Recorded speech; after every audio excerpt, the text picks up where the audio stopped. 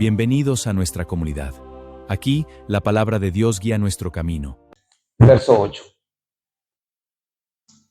Y esta tarde, hermanos, quisiera hablar, ¿verdad?, bajo el tema amando la misericordia.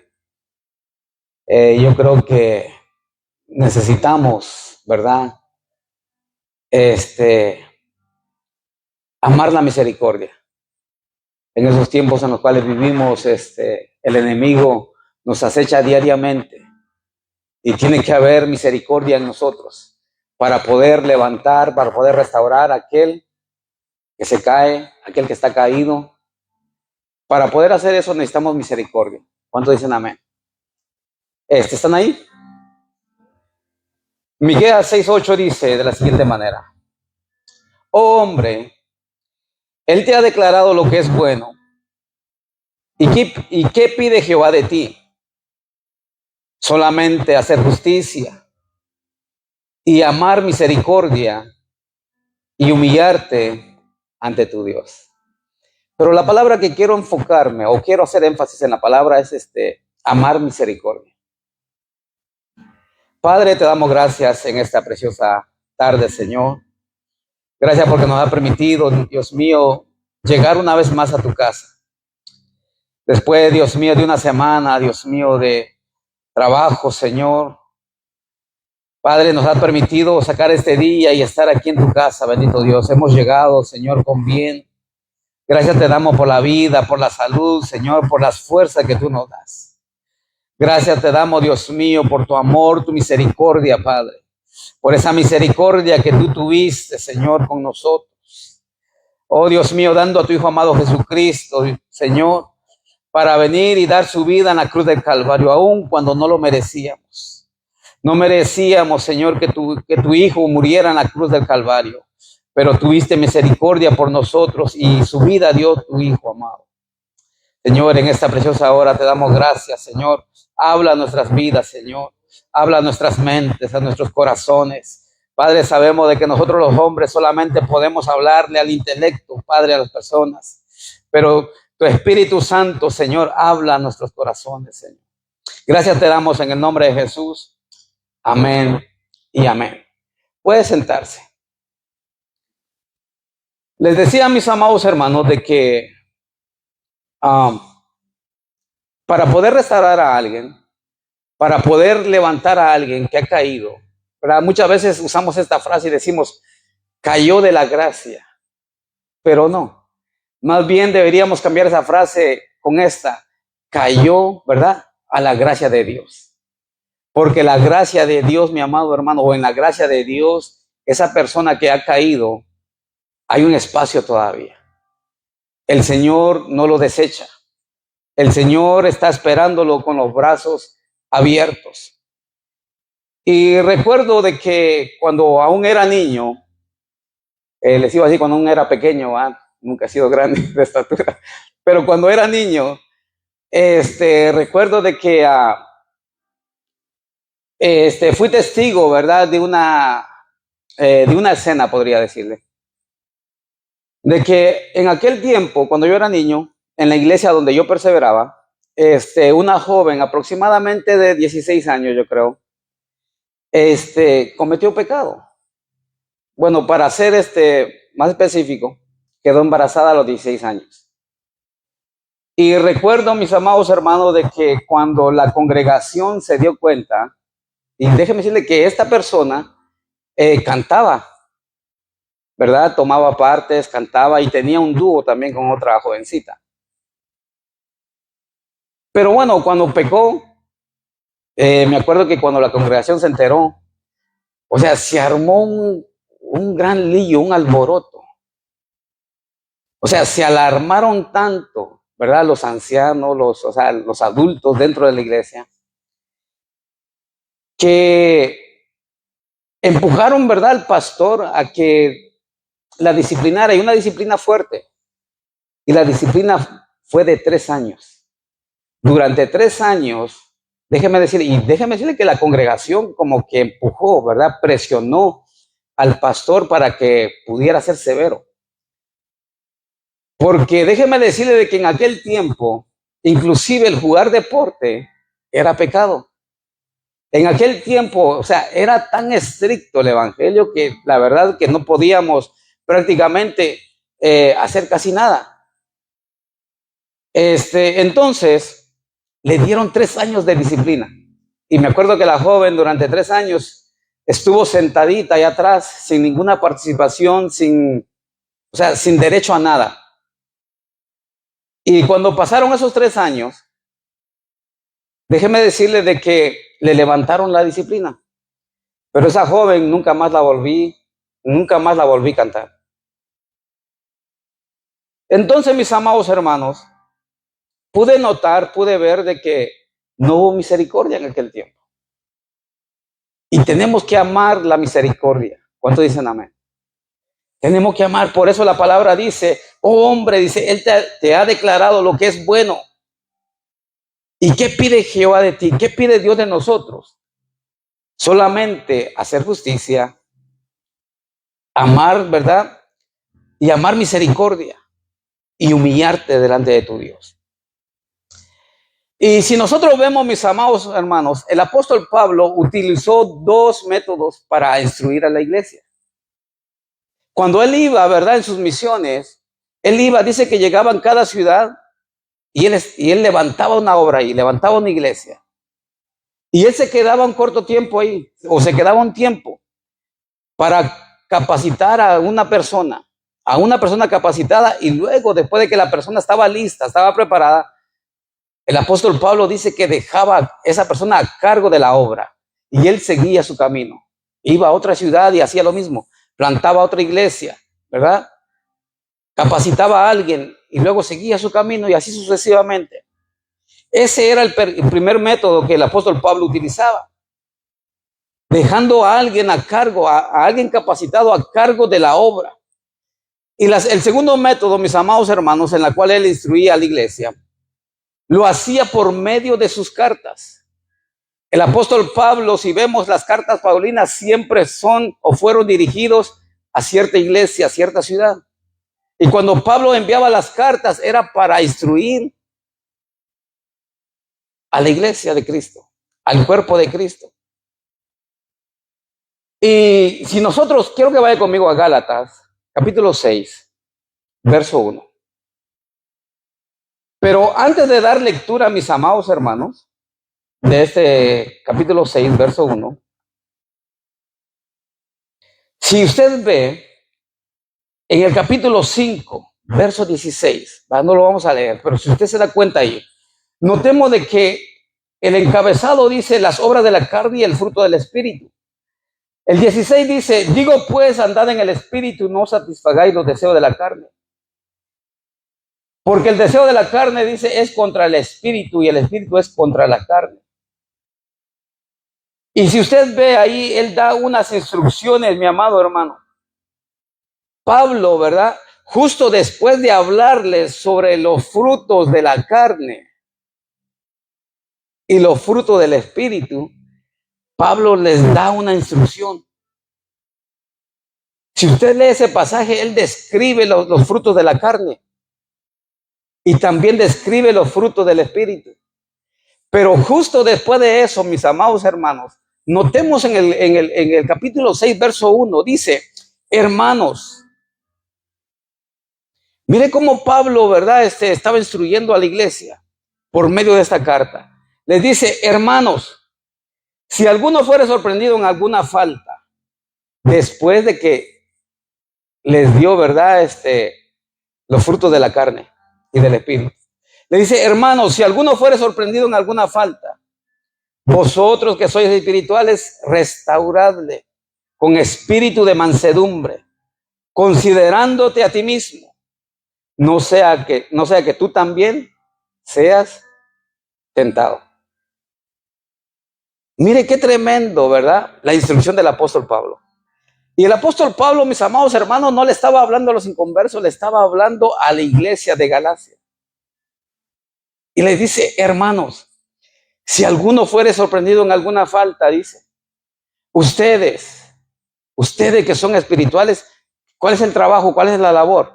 Restaurar a esa persona, levantar a esa persona, y no aniquilarlo, no juzgarlo, ¿verdad? No apartarnos de la persona, sino que ayudarlo, a restaurarlo. Ahora, restaurar, mis amados hermanos, una de las definiciones de la palabra restaurar es volver a poner a una persona o una cosa en el estado en la cual estaba. En este caso sería quizás una persona, un hermano que anteriormente venía y adoraba a Dios con nosotros. Quizás venía y quizás derramaba sus lágrimas delante del Señor. Vivía una vida, ¿verdad?, apartada delante de Dios. Y si ha caído, mis amados hermanos, nuestro deber es restaurarlo. Volverlo, tratar de volverlo nuevamente a su estado anterior, cuando adoraba al Señor. Y no olvidarnos de la persona. Como les decía, de que, mis amados hermanos, miren, el enemigo no está quieto, el enemigo nos acecha día y noche. No importa cuántos años llevemos en el evangelio, puede tener 20, 30, 40 años, así puede tener un día. El enemigo de igual manera lo va a acechar. El enemigo de igual manera lo va a tentar. El enemigo va a querer apartarlo del camino del Señor. Pero entonces necesitamos restaurar a la persona. Y otra palabra que dice ahí, dice con espíritu de mansedumbre.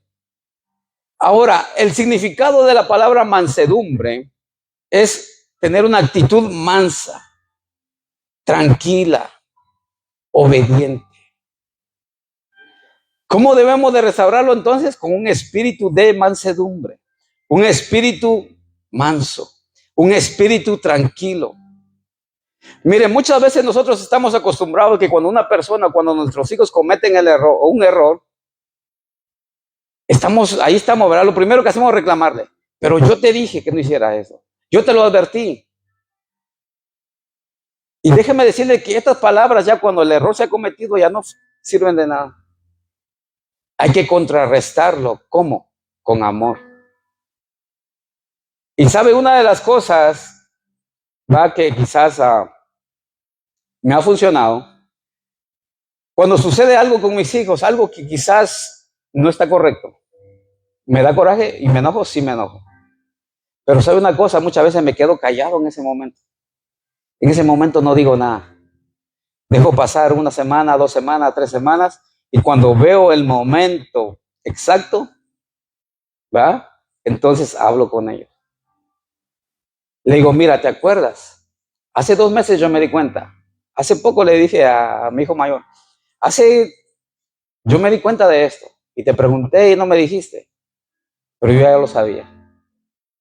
¿Me explico? O sea, porque ¿de qué me sirve a mí reclamarle? Oye, pero yo te he dicho, yo te dije, ahora vas a sufrir la consecuencia. Sino que la palabra misma nos dice de que debemos, mis amados hermanos, tener un espíritu, una actitud manso, tranquilos, obedientes a la palabra del Señor. Y esto lo podemos aplicar con nuestros hermanos en la fe. Dice la siguiente palabra, dice, considerándote a ti mismo. O sea, pongámonos nosotros en el lugar de esa persona, en ese momento. ¿Cómo quisiéramos que nos trataran si llegáramos a fallar? ¿Cómo nos gustaría que nos trataran si llegáramos a fallarle al Señor? ¿Nos gustaría que nos reclamen, que nos juzguen, que nos señalen? O sea, tú. Yo creo que no, ¿verdad? Entonces dice, considerándote a ti mismo. Ahora, la definición de la palabra considerar dice pensar una cosa atenta y reflexivamente, reflexionar minuciosamente sobre algo. Y 1 Corintios 10:12 dice, así que el que piensa estar firme, mire que no caiga. Así que el que piensa estar firme, mire que no caiga. ¿Eh? Ahora, nosotros, mis amados hermanos, somos hermanos, en Cristo Jesús. Y como hermanos debemos de querernos, debemos de ayudarnos unos con los otros. Como hermanos, debemos de echarnos el hombro, de ayudarnos. Por eso es, mis amados hermanos, de que el lema de esta iglesia es: más que una iglesia, somos una familia. Más que una iglesia, somos una familia. ¿Por qué? Porque vamos a brindarnos ayuda, no solamente espiritualmente, sino que también, ¿por qué no económicamente? No le podemos resolver la vida a nadie, pero sí podemos ponerle el hombro para que continúe su camino. Amén. Somos hermanos. Mateo 23:8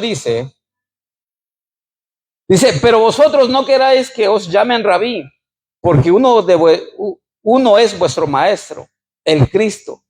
Y todos vosotros, dice, sois hermanos. Fueron palabras de Jesús. Todos vosotros sois hermanos. Todos nosotros somos hermanos. Así que, mis amados hermanos, vamos a ayudarnos. Vamos a brindarle ayuda a aquel que lo necesita. Amén. Romanos 8:29 nos dice, porque a los que antes conoció, también los predestinó, para que fuesen hechos conformes a la imagen de su Hijo, para que él sea el primogénito entre muchos hermanos. Para que él sea el primogénito entre muchos hermanos. Así que, mis amados hermanos, somos hermanos. Restaurémonos, o restauremos a aquel que lo necesita. Aquel, mis amados hermanos, que se ha caído. Aquel que, mis amados hermanos, que quizás está en el suelo ahora mismo, extendémosle la mano, levantémoslo, para que siga caminando juntamente con nosotros. ¿Estamos de acuerdo? Esa es la labor de la iglesia. Por eso mismo, esa fue la instrucción del apóstol Pablo, diciendo, hermanos, si alguno fuere sorprendido con alguna falta, vosotros que sois espirituales, restauradle con espíritu de mansedumbre. Ahora, nosotros como hermanos también tenemos unos deberes, ¿verdad? Hacia los hermanos débiles. No lo podemos hacer a un lado, no lo podemos dejar a un lado, sino que tenemos que ayudarles. Romanos 15:1 nos dice, así que los que somos fuertes debemos soportar las flaquezas de los débiles. Mire, estas son instrucciones de la palabra del Señor. Dice, así que los que somos fuertes debemos soportar la flaqueza de los débiles y no agradarnos a nosotros mismos. O sea, debemos de soportar a los débiles. Ahora, la palabra soportar, mis amados hermanos, es, ¿verdad? Una de las definiciones es aceptar, aguantar algo o alguna cosa que molesta, que duele. Tenemos que soportar, tenemos que aguantarlos y tenemos que amarlos de la misma manera. No podemos hacer acepción de personas. Amén. Romanos 15:7. Romanos 15:7 dice, por tanto, recibíos los unos a los otros, como también Cristo nos recibió para gloria de Dios. En la Nueva Versión Internacional dice, acéptense mutuamente. Acéptense mutuamente. Dice, así también dice, Cristo nos recibió, como también Cristo nos recibió para gloria de Dios. Ahora, cuando nosotros venimos a los pies de Cristo, mis amados hermanos, nosotros muchas veces no lo merecíamos, o más bien no lo merecíamos. ¿Por qué? Porque veníamos, ¿verdad?, con tanto pecado. Vivíamos, mi amado hermano, en el pecado. Habíamos transgredido la santidad de Dios. Habíamos, ¿verdad?, transgredido la ley de Dios. Y no lo merecíamos. Pero sin embargo, Cristo con los brazos abiertos nos recibió. Y por eso, gracias a Él, que estamos hoy aquí. Y si estamos aquí, mis amados hermanos, es por su gracia, es por su misericordia. No es por nuestras fuerzas, no es por lo que nosotros podamos hacer, sino que es por la gracia de Dios. Él es quien pone el querer, ¿verdad?, como el hacer en nosotros. Él es quien pone ¿verdad? El deseo, el anhelo de estar en la casa de Dios. La palabra de Dios dice que nuestra carne es débil, pero nuestro espíritu dice que está dispuesto. Nuestra carne muchas veces no quisiera venir a la casa de Dios, pero nuestro espíritu sí, ¿verdad? Nos inquieta, nos dice, ve a la casa de Dios, ve a adorar a tu Creador, ve a escuchar el consejo de la palabra de tu Creador. Jesús dijo, no solo de pan vivirá el hombre, sino que de toda palabra que proviene de Dios. Nosotros, mis amados hermanos, durante la semana satisfacemos, ¿verdad? Nuestras necesidades materiales. Y entendemos de que muchas veces durante la semana ¿verdad? A veces no podemos llegar a la casa de Dios. ¿Se entiende? No debería ser así, pero entendemos. Pero por lo menos el fin de semana sacar 2 horas, hora y media, 2 horas. Venir y satisfacer nuestro espíritu. Venir y comer de este pan. Porque la palabra de Dios, mire, déjame decirle de que cuando nosotros adoramos a Dios, le cantamos a Dios, trae paz, trae gozo, trae alegría a nuestro ser.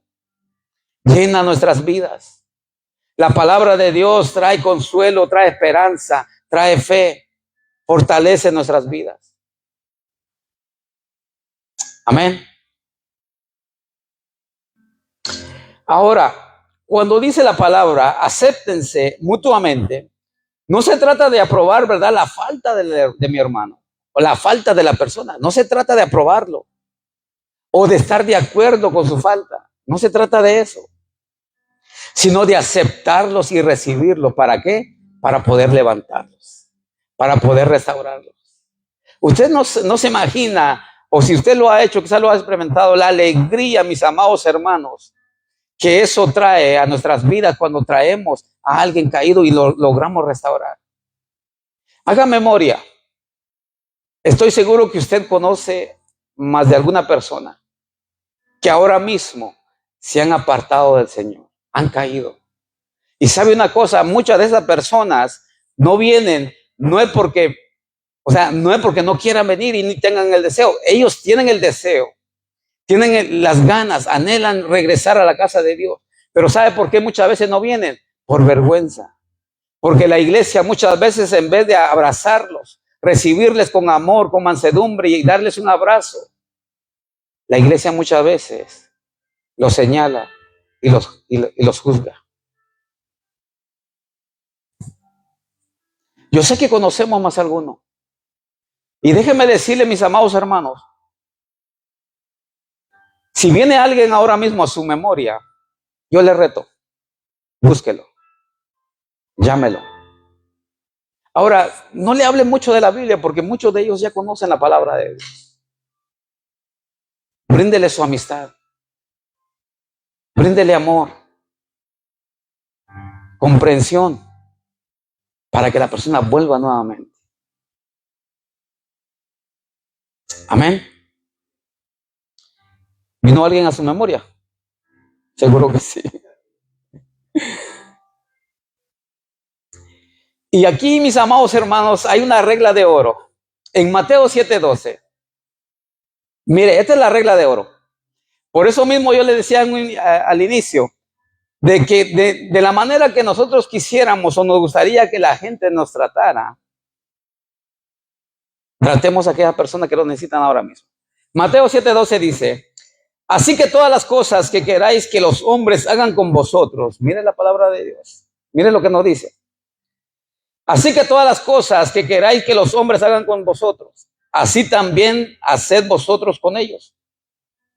Porque esto es la ley y los profetas. Mire, esta palabra, ¿verdad? No necesita tanta explicación. La palabra está clara. ¿O no? No necesitamos, ¿verdad?, que alguien venga y nos revele la palabra, sino que la palabra es sencilla y clara. Dice, así que todas las cosas que queráis que los hombres hagan con vosotros, así también vosotros, dice, así también haced vosotros con ellos, porque esto es la ley. Lo que querramos que hagan con nosotros, de esa misma manera, mis amados hermanos, tenemos que hacerlo con ellos.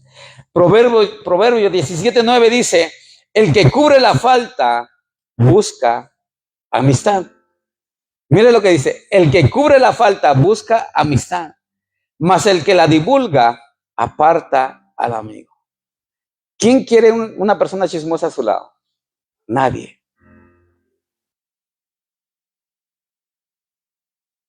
Mire, yo les digo algo. Si alguien le confía algo a usted, manténgalo en secreto. No lo divulgue. Por eso la palabra de Dios no se equivoca. Dice, el que cubre la falta busca amistad. Ahora recordemos, no es de que usted esté aprobando la falta y ni siquiera que está de acuerdo, sino que es para ayudarlo, para restaurarlo. Traigámoslo nuevamente a los caminos del Señor.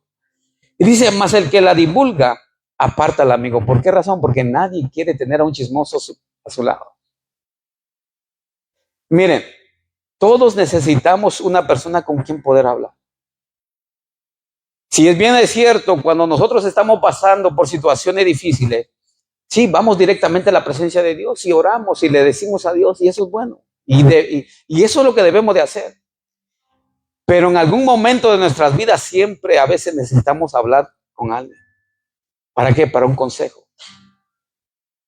Para un punto de vista, ¿verdad? De la otra persona. Pero solamente lo podemos hacer con una persona que guarda el secreto. Una persona discreta. Pero una persona, mis amados hermanos, que lo divulga todo. ¿Quién va a querer estar con esa persona? Y mis amados hermanos, en Juan, en el Evangelio de Juan, en su capítulo 8, aquí encontramos una historia bien conocida por muchos.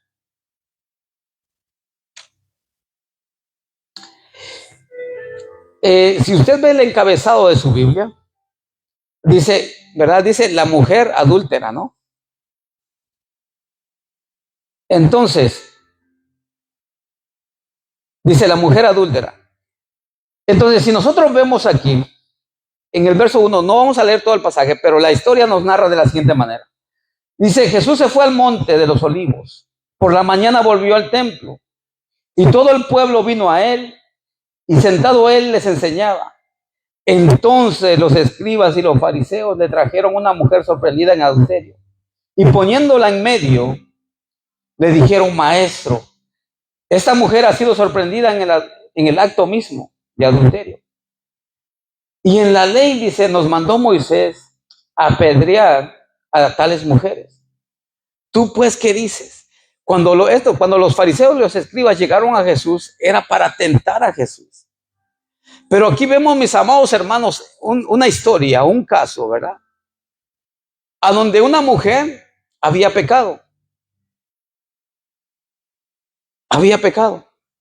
Y sí, ciertamente la ley decía de que a tales mujeres había que apedrearlo. Estaban en lo cierto. Pero el problema fue cuando Jesús le dijo, el que esté libre de pecado, tire la primera piedra. Y termina la historia diciendo de que dice que desde el más viejo hasta el más pequeño se fueron retirando uno por uno. Ellos también tenían pecado, pero no había misericordia en ellos. O sea, podemos notar, mis amados hermanos, de que ellos no estaban libres de pecado. Pero sin embargo querían que apedrearan a aquella mujer. Y muchas veces, mis amados hermanos, lamentablemente, dentro de la casa del Señor, dentro de las iglesias, sucede lo mismo. Y por eso es de que muchas personas que se han apartado del camino del Señor no quieren saber nada de la iglesia. Quieren volver, pero les da vergüenza, les da pesar. Y no debería ser así.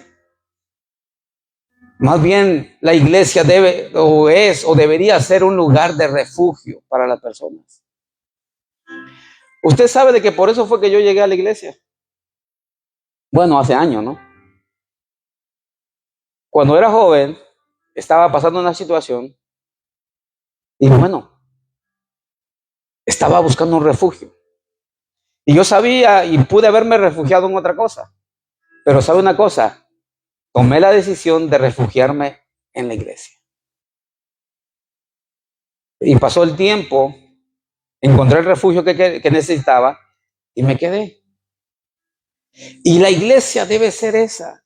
Debe ser un refugio para aquella persona que la necesita, por aquella persona herida, por aquella persona que necesita ser restaurado, necesita ser levantado.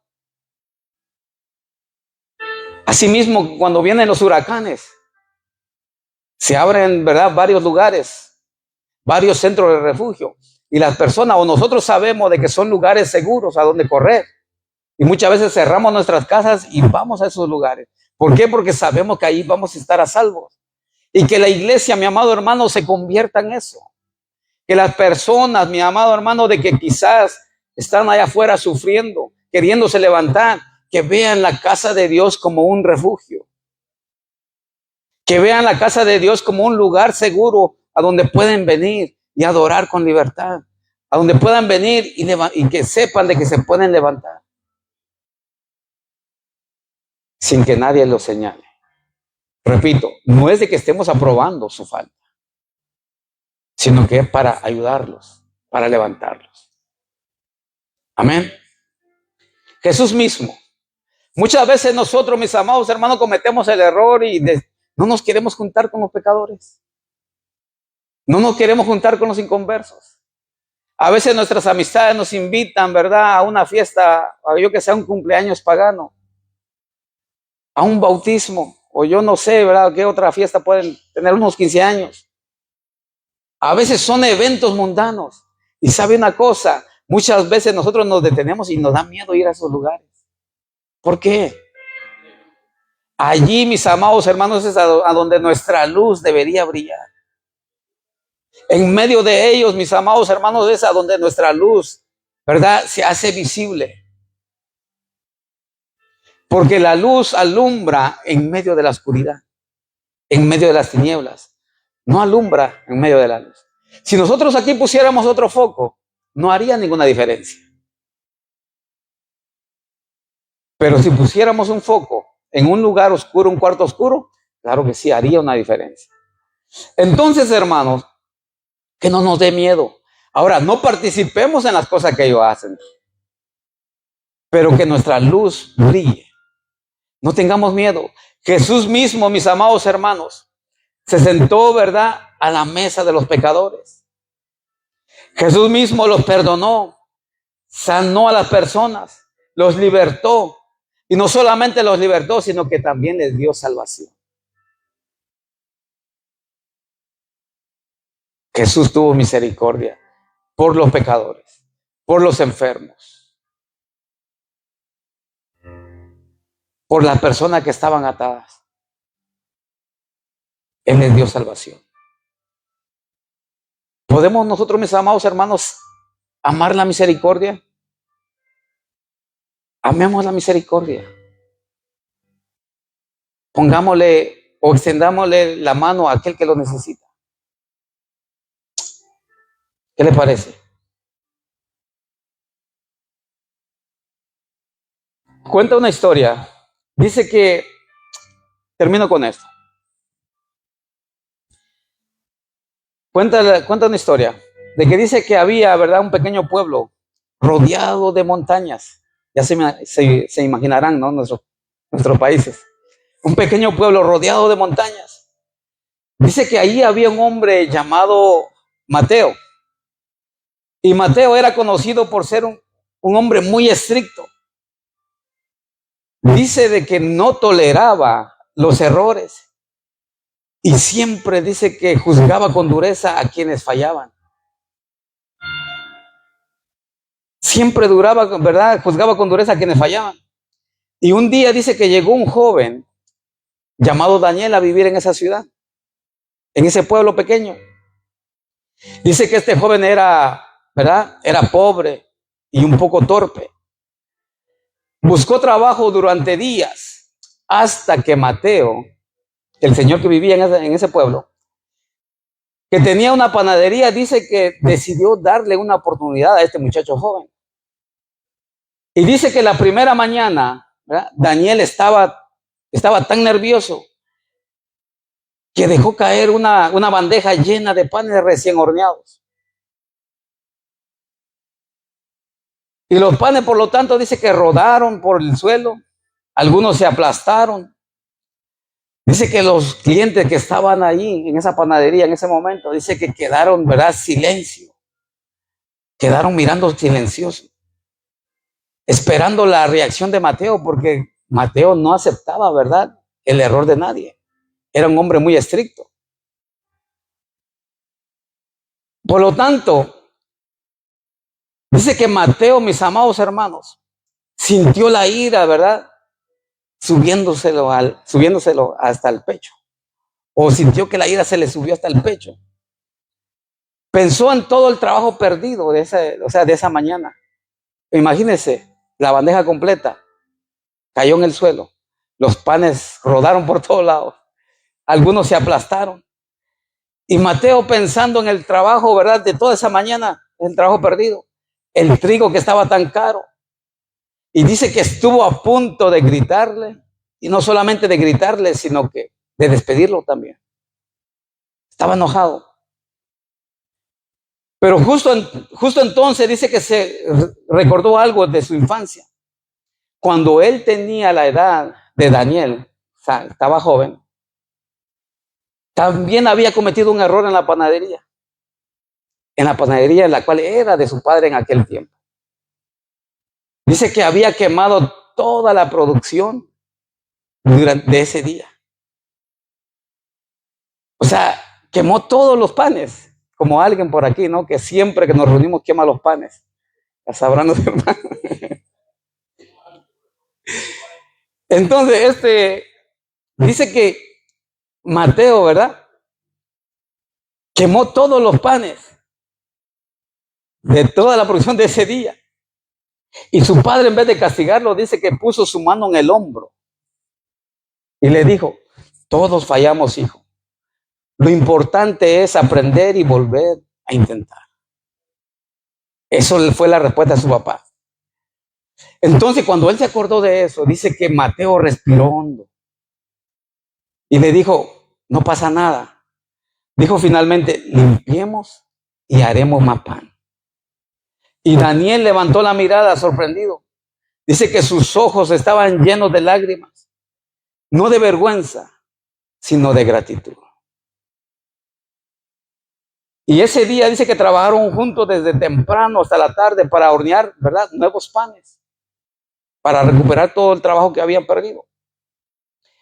Dice que con el tiempo el joven Daniel se convirtió en el mejor panadero del pueblo.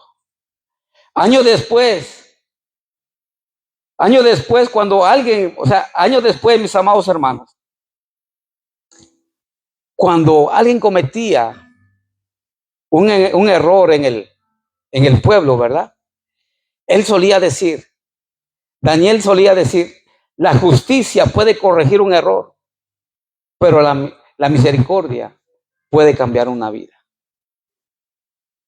Se lo repito, la justicia puede corregir un error, pero la misericordia puede cambiar una vida. Así que dice que el pequeño pueblo se llenó de misericordia. Así que, mis amados hermanos, la misericordia es muy importante que la practiquemos. Seamos misericordiosos con nuestros hermanos, con nuestro entorno. Amén. Y esto no es palabra de hombre, es palabra de Dios. Por eso el primer versículo que leímos, ¿verdad?, en Miqueas 6:8. Oh hombre, dice, Él te ha declarado lo que es bueno. ¿Y qué pide Jehová de ti? Solamente hacer justicia y amar misericordia. La palabra de Dios. Póngase sobre sus pies.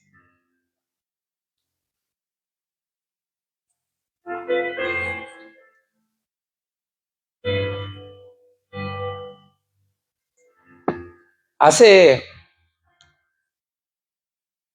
un momento les dije, de que hicieran memoria, quién o quiénes se han apartado de los caminos del Señor, sí, y se han caído. Y si vino alguien a su mente, yo le reto, comuníquese con esa persona, contacte a esa persona, bríndele su amistad, no lo aleje de usted y traigámoslo nuevamente al redil. Jesús mismo dice que dejó ¿verdad? Las 99 y fue por aquella que se había descarriado del redil. Aquella que se había salido del redil. Y yo estoy seguro que usted sabe, conoce a alguien. Y yo le reto, vuélvalo a contactar. Haga que vuelva al redil nuevamente. Si Jesús lo hizo, Jesús se sentó a la mesa con los pecadores. Jesús los sanó. Jesús los libertó. Jesús le dio salvación. ¿Por qué no hacerlo nosotros? Ahora, nosotros no podemos darle salvación, pero sí podemos traerlo a los pies de aquel que puede dar salvación. Y ese es Jesucristo. Amén. Y ese es nuestro trabajo, esa es nuestra misión, mi amado hermano. Esa es nuestra misión. En este mundo, nuestra misión es que las personas conozcan a nuestro Señor Jesucristo. ¿Por qué razón es importante que todo el mundo conozca a Jesús? Porque Él es el único. Él es el camino, la verdad y la vida. Y nadie más va al Padre, dice, si no es a través de Él. Por eso mismo es la importancia de que la gente, la humanidad, conozca a Jesús. Amén. Ahí donde está, ore con sus propias palabras. Pídele al Señor de que sea Él ayudándonos a amar la misericordia. Que nos ayude a que amemos la misericordia.